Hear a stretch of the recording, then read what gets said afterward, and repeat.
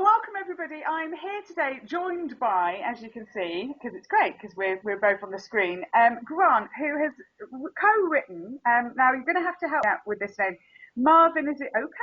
How do I pronounce it? Okay, correct, yeah. Oh, okay, that's good. So it's only a three-letter word. You'd think I'd be fine, but maybe you need more than one brain to be able to spell. This Yeah, is and called Embraining. It's a fantastic book. It's a book about the three brains that we have in our body, which is something I talk a little bit about, but not to this great extent in my book. You do know. So can you tell me a little bit about the three types of brains that we have? Because it's obviously probably quite a shock to a lot of people that there isn't just the brain inside of our heads.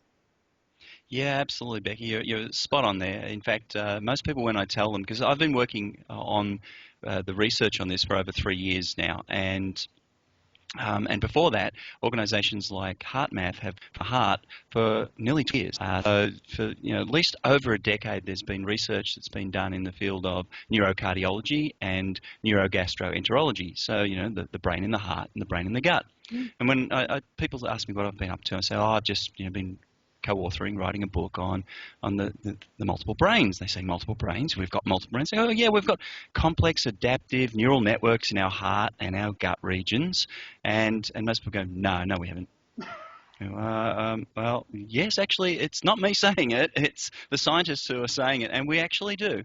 These neural networks, these brains have intelligent processing. They do memory. They do all of the things and have all of the components that are equivalent to what we've got in a head brain, as you know. What's more important is that they're the places where we all know intuitively that we do have, those deep intelligences and intuitive messages from our gut. We get gut reactions. Our guts tell us when things are right and when things are wrong. When somebody walks into the room and if that person just doesn't feel right, you'll know it at a very deep gut level. Mm-hmm. Equal in our heart. Our heart is optimized for its neural network is involved in what we call the prime functions of things like connecting with others, how much you feel love, where the things are important to you. I like to do an exercise in one of our workshops where I say, think of somebody that you really, really love who's really important to you. And as you think of that person, hold your hand on your heart. Now, as you feel that deep feeling of love for that person, move your hand just 2 inches across to your shoulder. Does it feel right? And most people are going, no. I put my hand back on my heart, because you can't hold, your shoulder and think of somebody that you really, really feel something strongly for, because you don't feel it in your shoulder. Mm-hmm. You feel it in your left elbow. You feel it deeply in your heart. Yeah. And if you've had a relationship breakup, if anyone's ever done that, they know that they've sort of heartbreak. Yeah. And the research shows that heartbreak actually leads to broken hearts. That those feelings of heartbreak actually leads to damage in the physical heart. So the brain in the heart is really important to us. The brain in the gut is really visceral and really important to us. And it allows us to do things like digest new ideas.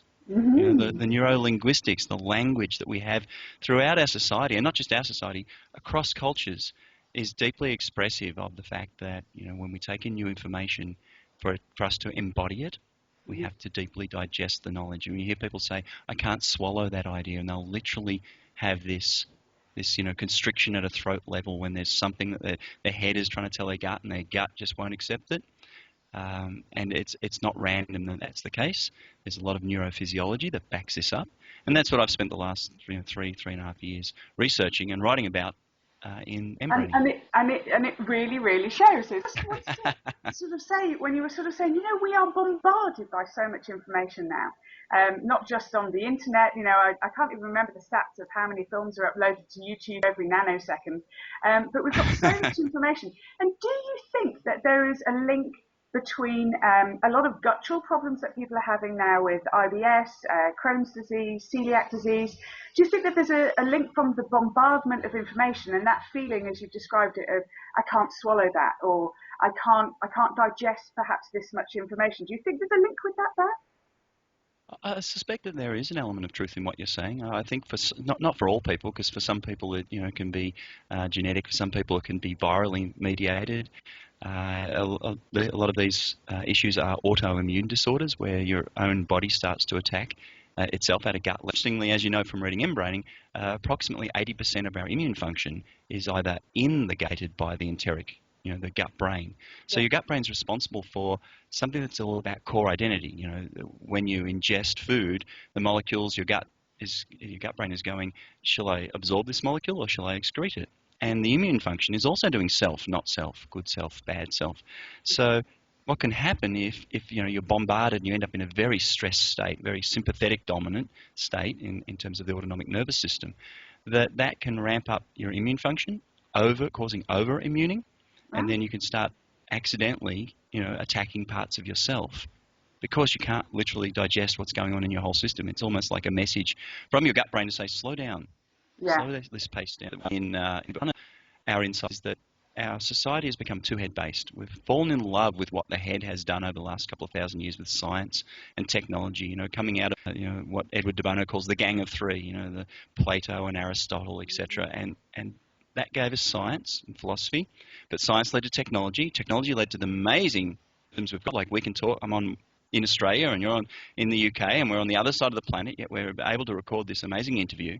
And so technology has given us incredible successes, yet at the same time it's introduced incredible fractures into our lives and our society and our sense of self. Most people are turning up to work every day because you need to earn the dollars, but not feeling particularly fulfilled or authentic in being who they really are and want to be at a heart and gut level.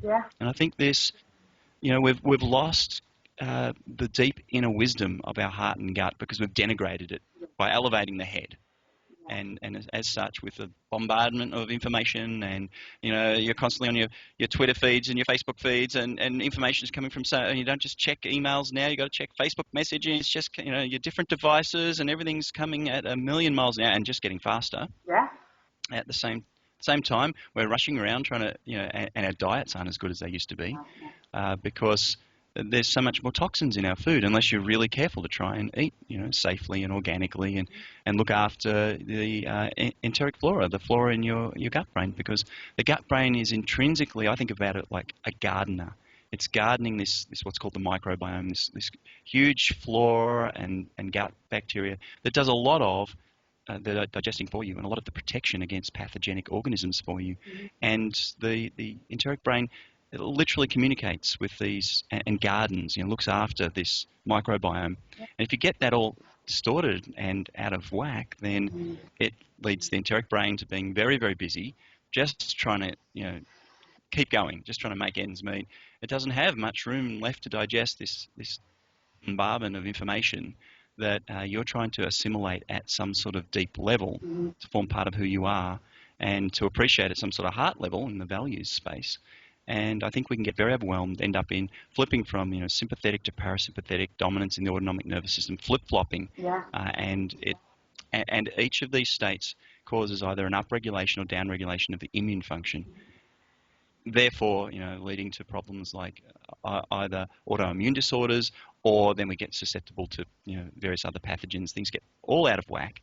And in fact, there are some very simple techniques you can use to bring yourself back into a calm point, back into alignment. And I'd like to hear about these techniques, because you've also, it's embraining really is a technique. And so I was kind of like thinking, there's so many techniques, like, there's, NLP and EFT and now there's an embraining, and you kind of sort of think, wow, well, describe what an embraining technique is. Yeah, so when we started doing when Marv and I started doing this behavioural modelling work, because we're fundamentally, I come from a science background. I'm a physicist by original training, and ran a research and development department for over 10 years before moving into getting some psych degrees and moving into the field of organisational development and personal development. I also have master's level certification in NLP, and Marvin is a master trainer in NLP and considered to be one of the best NLP trainers in the world by many other NLP trainers. So Marv and I have known each other for 20 years, and we get together every year or so, a couple of times a year, and discuss and play with or share what our latest research findings are. And I'd been working on all of this amazing information about the heart brain and gut brain that had been coming out. So we decided to do a behavioural modelling, an NLP behavioural modelling project on the competencies and functions. Given that neuroscience has proven that there are brains in the heart and brains in the gut, we decided that it would be really interesting from a behavioural modelling project perspective to push the boundaries of what neuroscience will take at least another decade to be able to really dig down into what these competencies. But NLP has the tools of behavioural modelling to allow you to go and explore what these competencies are. And in doing so, we wanted to create a new field that was really kind of separate from NLP, because we didn't want to cause any angst in the NLP community by saying, look, we're pushing NLP in a new direction. The NLP is predominantly neuro-linguistic programming. It's predominantly about the head. And it does leverage the body, and there are some somatic NLP techniques, but it really it's a blunt instrument for getting at the refined distinctions at the body level, because it all lumps everything into what's called kinesthetics, a fancy word for feelings. Yeah. But otherwise, it predominantly focuses on it. And the developers of NLP, Richard Bandler and John Grinder, I've actually heard them say that for the most part, that you can ignore the olfactory and gustatory, the smell and taste components of our five senses. But it turns out that smell and taste are intrinsically linked to the heart and gut brains. Yeah. So, both from an evolutionary perspective, a developmental, embryological perspective, and a neurophysiological perspective. So when you throw out the olfactory and gustatory, you end up actually throwing out the focus, or even the ability to notice the distinctions around the heart and the gut brains. So as we started to model this, we wanted to call it something that was different to NLP, that would be able to be used in conjunction with NLP. Yeah. And we realized it was really about a process of embraining, of multiple braining, of how you use your three brains together. In fact, it's kind of a misnomer to say we've got three brains, because really we have one complex nervous system. We have a mind. That's what we're saying, that it's not just three separate neural networks. They're all intertwined, yet there's more complexity in certain regions in these neural networks. So the head has a node of complexity, the heart has a node of complexity, and the gut has a node of complexity. And there may be also a fourth and fifth brain. But we're going with what neuroscience is currently validating. So we're using neuroscience to inform the behavioral modeling. Though interestingly, the gut brain was originally discovered back in 1895. I have a book by Byron Robinson, MD, Right. that was actually printed, the copy I have is 1905, and he has drawings of the enteric brain. That's amazing. Yeah, That's such amazing, a long huh? time ago, and yet. Yeah, and then... I mean, I talk about it at workshops, and still the audience think I'm talking metaphorically. And I have to say, no, really, it actually has all the vagus nerves and lots of words that sound like I'm talking on Star Trek, but people still think you're talking metaphorically. And at the end, when they ask me questions, they're saying, oh, it's a metaphor. No, seriously, there is a brain in the gut. So it's interesting that it's been known that far back, but still isn't given any importance, really. And it is. Yeah. Yeah, it's interesting because it got lost in the annals of medical science, and some interesting backstory to all of that about, a bit of a competition as to whose anatomy book was going to be used, and a bit of a power play back in the late 1800s, early 1900s. And Byron Robinson, MD, lost out, and his book didn't get used as the main anatomy textbook. So his enteric and reproductive brain book, the anatomy thereof, got lost in the annals of medical science and got rediscovered only 15, 20 years ago. Right. And that field of neurogastroenterology has been growing since then. And so, now we have Professor Gershen's book, The Second Brain, talking about and it's interesting that he actually said that he saw evidence not just for a gut brain, but for another brain, which he called the reproductive brain. Really? Or as I prefer to call it, the sex brain. So there's actually a brain in your balls, or is it? Yeah. Interestingly enough, and I hark back to when I was doing my first psych degree. Yeah, all this time my mother was right about men that only. Well, yeah. So I remember doing when I was doing my first psych degree, sitting in the raked lecture theatre with hundreds and hundreds of students, and there was me, because I'm so keen, sitting up the front, a mature age student. They're all young 18, 19-year-olds, and interestingly enough, in Australia, it's predominantly women, females in the psych degree. So there was like 800 women and the 5 token males all grouped together down the front for moral support with each other. And the lecturer walks in, and the professor, and he looks at the room and he goes, ladies, and he points at the rest of us males, and he goes, I want Johnsons. And we're going to be discussing the... and you're like, where's the psychology of it. How do I get out of here? Yeah. So it was kind of right, actually. It turns out that predominantly maybe males do tend to think with that brain that is in the reproductive region, and maybe it's not as big as the womb brain in in a lady. So maybe us males don't have as much to think with in that department when we kick into. But anyway, that's a Another MBIT discussion. and embraining. Yeah, a separate discussion, what I'd call a red wine discussion. Um, but in MBIT and embraining, we decided we would only do behavioural modelling on that which is currently neuroscience validated. So we don't look at the reproductive brain. We know that at some stage in the future, once neuroscience has gotten around to validating that, then it's likely that we'll be adding that into MBIT. So that's one of the reasons why we didn't call it three braining for multiple braining, because we wanted to recognise that there could potentially be more. Interestingly, there's a lot of overlaps between what we've been uncovering and what ancient wisdom traditions going back more than 2,500 years, everything from the Bonpo religion from Tibet, that predates Buddhism, Buddhism itself, the Ayurvedic traditions of the Hindu practices, and the chakra system. It's interesting that under the chakras there is either endocrine glands or a large chunk of neural tissue, which brains. So there's some interesting chakras that are likely to be indicative of core plexi of neural networks. The gut brains and the heart brains, I'll interject etc. there actually with something that I tend to see with their clients, and I don't know if this is something that you know, because we haven't had this conversation, that I see the solar plexus chakra frisks people for information to see whether or not they're safe or not. It then takes that information into the chakra solar plexus into sacral, and the sacral chakra, which is predominantly for your emotions, that is then interpreted by the gut brain to see whether or not you have that gut reaction to somebody else. Yes. So, and I've Yes. known that before I even picked up your book. I knew that it was going somewhere, but didn't realise that the information was going into the gut brain, because I could see, especially people who have what I call the muffin top. That one strap of weight that no matter how much you diet, no matter how much you exercise, that muffin top still seems to manage to hang over the top of your Levi's. It's almost like the body is actually trying to protect itself from too much information actually going into the gut brain from the solar plexus. So I didn't know if that was something you already had known yourself, or as you're saying, yes, I presume it is. But that's something that I have been able to sense as a highly skilled intuitive. That's something I've been able to know from a personal perspective of being able to see that actually happening with clients. Yes, well, that's and that you've made there, and great intuitive ability to track that, because I think it's absolutely right. One of the things we've noticed is that either there are brains or neural networks under the chakras, or there are what's called gateways, what Stephen Elliott from coherence.com calls gateways. And I don't know whether you've seen on our website, on mbraining.com, that we've got interviews with a number of different people. Some, for example, much fantastic stuff. You've really expanded beyond this book into the website, and I think that sometimes once you've written a book, the book carries on writing itself. And it's great to have a website that there's another portal to continue the information as you to develop it.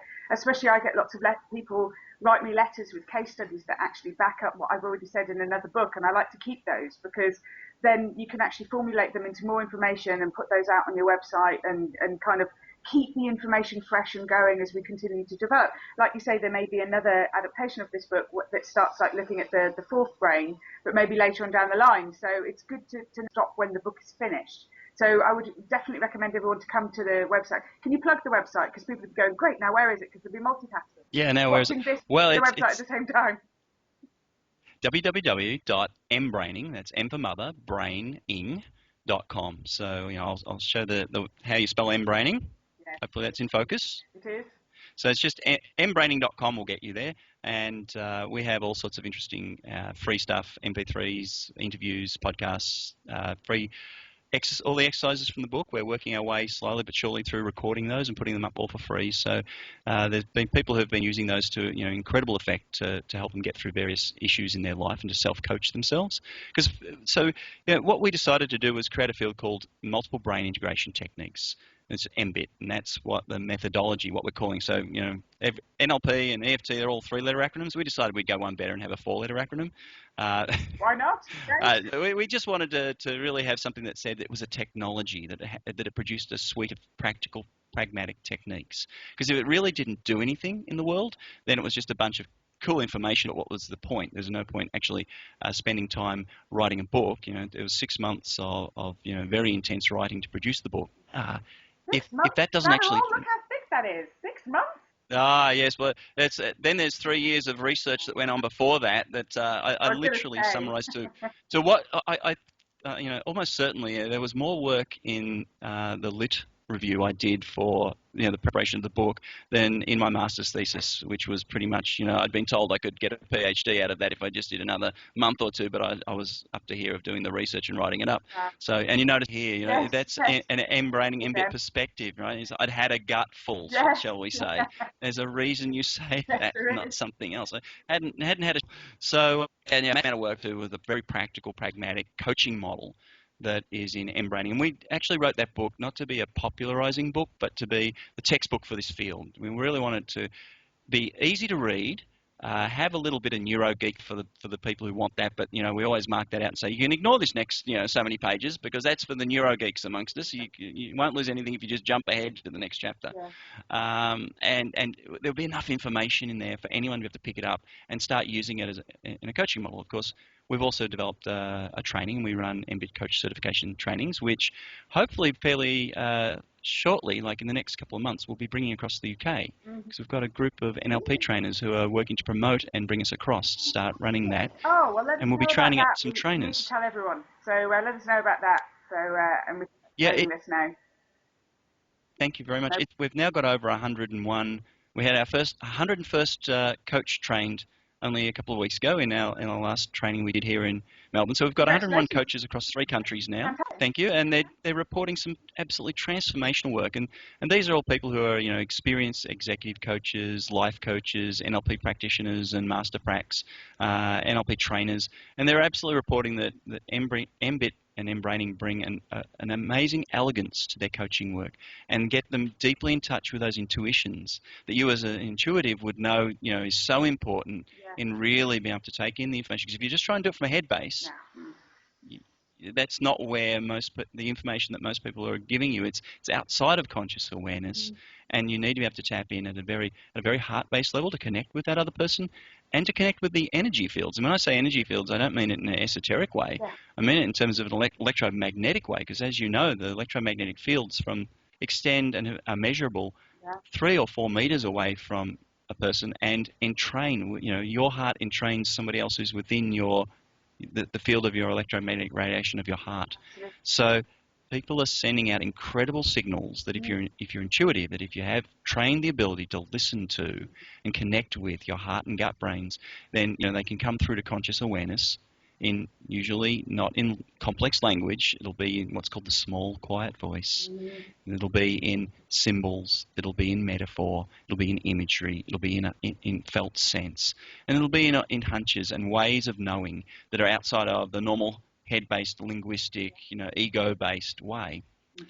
So you can be trained in this. That's what, as you know, that's what Embraining teaches you to tap into. Lovely. So you can imagine if you're a coach getting trained in how to coach to the other 2 brains, so you become a multi-brain coach. It's viewed more impactful than if you're just coaching to the head brain. Yeah, absolutely. And accidentally getting the heart brain through doing some values elicitation, and accidentally getting the gut brain through some sort of kinesthetics.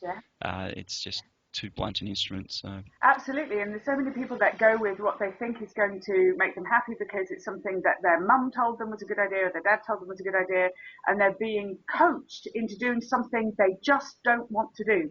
And the reason why they need a coach is because they don't want to do it. So they're trying to get the coach to make him do it when they don't want to do it. And if you've got the coach who basically says, "What's in your heart?" and they say, "Yeah, not this." And then it's like, no matter how hard you try at something, you will never be good at it if it doesn't come from your heart. And, I mean, it doesn't all mean that we can all kind of like, make softy swirl ice cream for a living, because that's all we really wanted to do was eat ice cream, which has been a temptation of mine in your career. But, at the end, we just need to be able to work with the clients in the client's heart and sort of go up and down from there, really, in a way. That's brilliant. Well, thank you so much for joining me and giving me the information. And we want to kind of like plug the book again so we can both do the book plug.